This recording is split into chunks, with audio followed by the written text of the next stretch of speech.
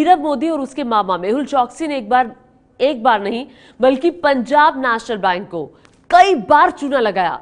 ये बात आप सब लोग जानते हैं, लेकिन आज एबीपी न्यूज आपको बताएगा कि फर्जीवाड़े के इस पूरे खेल को मामा भांजे की इस जोड़ी ने कैसे अंजाम दिया और घोटाले में किसका कितना हिस्सा है। मामा भांजे की जोड़ी ने पंजाब नेशनल बैंक को लूटा। बैंक से नया कर्ज लेकर पुराने कर्ज लौटाने का होता था फर्जीवाड़ा। जिस काम के लिए लेते थे पैसे, उस काम में नहीं करते थे निवेश।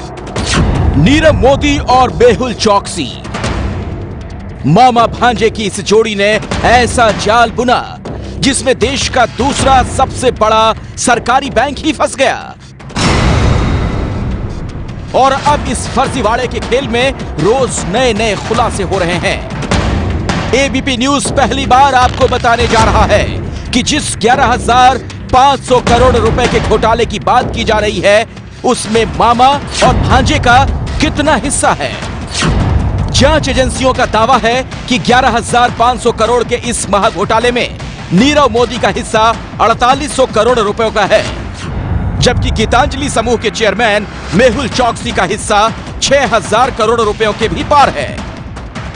ऐसे ही कुछ चौंकाने वाले खुलासे उन बैंक अधिकारियों ने किए हैं जो इस पूरे घोटालेबाजी का हिस्सा थे। अपने हीरो के कारोबार को बढ़ाने के नाम पर मेहुल चोकसी और नीरव मोदी लोन के तौर पर बैंक से मोटी रकम उठाया करते थे, लेकिन अब इसी रकम के निवेश को लेकर पीएनबी ने जो खुलासा किया है, उसने जांच एजेंसियों की परेशानी और बढ़ा दी है। अब तक की जांच के दौरान एक बड़ा खुलासा यह भी हुआ है कि मामा भांजे ने बैंक से जिस काम के लिए रकमें ली थी, उसका एक बड़ा हिस्सा उस काम के लिए प्रयोग में लाया ही नहीं गया, बल्कि उसके जरिए दूसरे काम किए। पंजाब नेशनल बैंक में अरबों की इस घोटालेबाजी के लिए नीरव और मेहुल चोकसी ने अलग से एक रणनीति बना रखी थी, जिस पर से अब पर्दा उठा है। इस नए खुलासे ने पंजाब नेशनल बैंक के पूरे मैनेजमेंट सिस्टम को ही सवालों के घेरे में ला खड़ा किया है। सूत्रों के मुताबिक शुक्रवार को इस मामले में बैंक अधिकारियों और जांच एजेंसियों की एक बैठक हुई थी, जिसमें बताया गया कि कई बार तो आरोपियों ने बैंक से ही पैसा लेकर बैंक का कर्जा लौटा दिया, यानी हर हालत में चूना बैंक को ही लगा।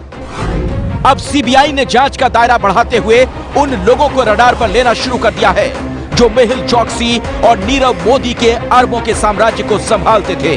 जांच से जुड़े एक आला अधिकारी ने बताया कि सीबीआई की हिरासत में मौजूद बैंक अधिकारियों ने जो बयान दिए हैं, उनके आधार पर मामा भांजे की कंपनियों के 3 बड़े अधिकारियों से पूछताछ की जा रही है और उनसे जानने की कोशिश की जा रही है कि उनकी तरफ से किस किस बैंक अधिकारी को कितनी रिश्वत दी जाती थी और स्विफ्ट मैसेज भेजने का कोड किस किस अधिकारी के पास था। ये है एबीपी न्यूज, आपको रखे आगे।